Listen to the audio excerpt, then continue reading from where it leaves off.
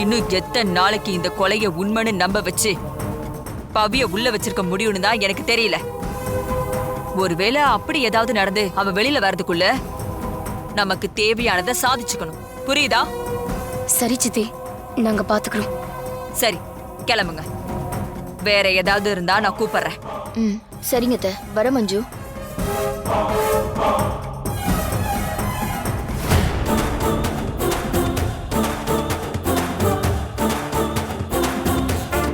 என்னக்கா, அர்ஜுன் பவி மேல பைத்தியமா இருக்கான்.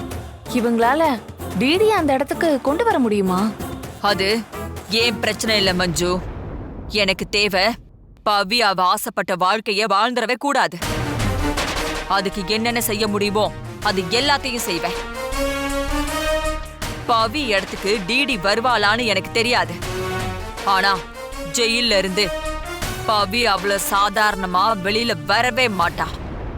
அது மட்டும் கன்ஃபார்ம்.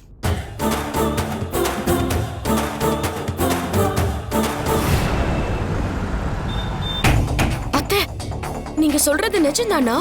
பவித்ராக்கு தூக்கு தண்டனை கிடைச்சிருமா? எப்படி அத்தை? டிஎன்ஏ டெஸ்ட் ரிப்போர்ட்ட மாத்தின மாதிரி உங்க காயத்ரி அத்தை ஜட்ஜியை நம்ம வழிக்கு கொண்டு வந்துட்டாங்களா?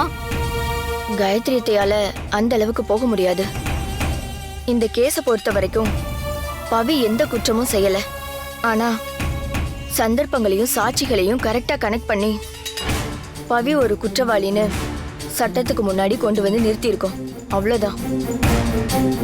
ஆனா அந்த ஜேபிய 24 மணி நேரத்துக்குள்ள கண்டுபிடிச்சு பவித்ராவை எப்படியாவது காப்பாத்தியே தீருவேன்னு அர்ஜுன் உறுதியா சொல்லிட்டு இருக்கான்.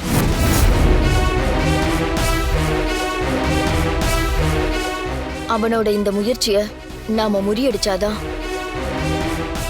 பவிக்கு தண்டனை வாங்கி கொடுக்க முடியும்.